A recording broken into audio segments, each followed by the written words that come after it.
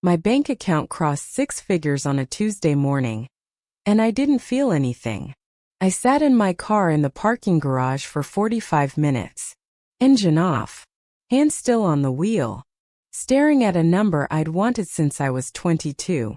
I hated every second of how I'd earned it, not the work itself. The version of me it was quietly replacing one notch at a time. There's a name for the thing that was doing the replacing. I'm going to introduce you to it, because it's already working on some of you right now, and you've mistaken it for ambition. I call it the ratchet. It's the simplest tool in the world. A gear with teeth cut at an angle, and a small piece called a pawl that lets it turn forward but locks it the second it tries to turn back. Your salary works exactly like this. So does your rent, your car payment, your idea of what a normal Tuesday costs. Every upgrade is a tooth. Once it clicks forward, it does not click back. Not because you couldn't afford to live smaller, but because something in the mechanism won't let you try. Here's the trade nobody names out loud. You don't sell your time for money. You sell your attention, your nervous system, and roughly 16 waking hours a day of who you could have been. And the ratchet gives you a number that goes up in exchange. We call it the golden handcuffs like it's a joke. It isn't. It's just the ratchet wearing a nicer name. A handcuff made of gold is still a handcuff, and the only difference is you defend it. You tell people it's a status symbol, while it prices you out of the one thing it was supposed to buy you. A way out. I wasn't supposed to show you this. My bank account said I was winning. My nervous system said I was dying. And that contradiction is the only reason I'm sitting here today. On the other side of it, willing to walk you through exactly how it happens. Because the higher your salary climbs under, for the more expensive it becomes to walk away from the ratchet. Not in theory. In lifestyle. In rent. In a version of yourself that quietly stops believing it could survive turning backward. Rewind 3 years. I took that job at 25 with a signing bonus and a title that made my mother cry on the phone. I remember thinking, this is the finish line. Everyone around me agreed. Nobody told me the finish line was actually the first tooth of the gear. The first year I was grateful. The second year I was efficient.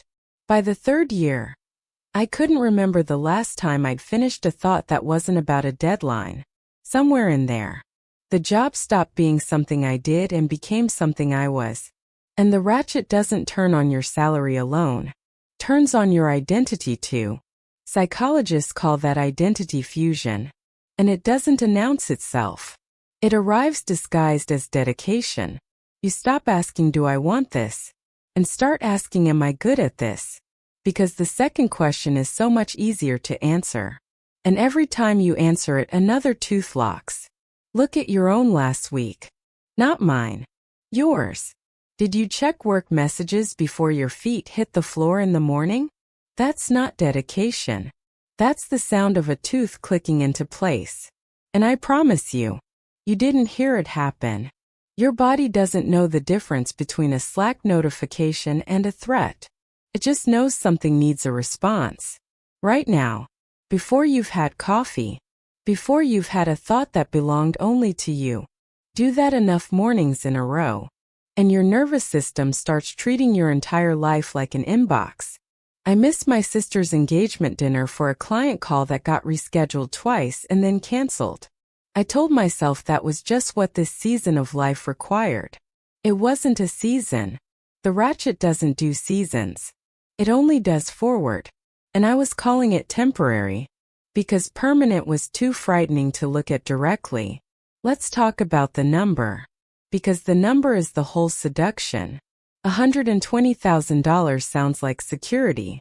Here's what the actual research says instead.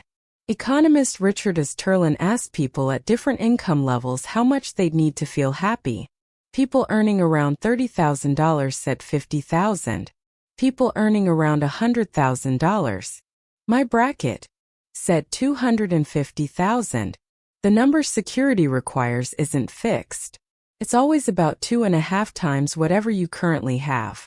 Which means the ratchet never runs out of teeth. This isn't just felt.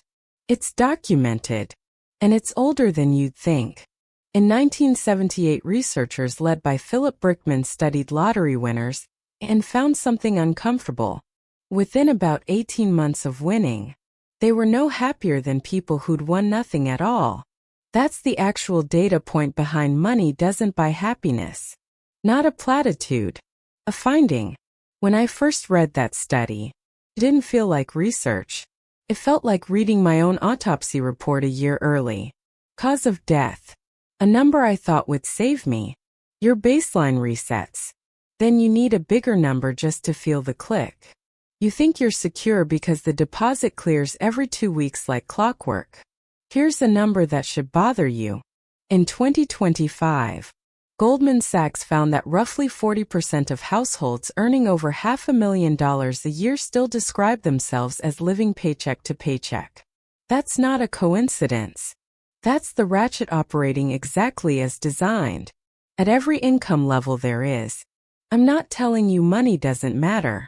It matters enormously. Ask anyone who doesn't have enough of it. I'm telling you that the number on your pay stub and the actual safety in your life are two different measurements, and the ratchet has a financial interest in you never learning to tell them apart. I want to be honest about something before I tell you what finally broke, because it matters. I had 11 months of expenses saved before any of this happened. What I'm about to describe isn't possible without a runway, and if you don't have one yet, the honest first move isn't quitting, it's building it. Keep that in mind for what comes next. The break didn't come from one bad day. It came from a Tuesday so ordinary I almost didn't notice it happening. I was editing a slide for the 4th time, changing a number from red to a slightly different red. And I thought, I have built an entire adult life around moving pixels for a man who will not remember my name in 2 years. That thought didn't feel dramatic. It felt like waking up in the middle of a sentence you've been saying for 3 years without hearing yourself say it. And once you hear it, you cannot unhear it. That's not a metaphor. That's just how identity works.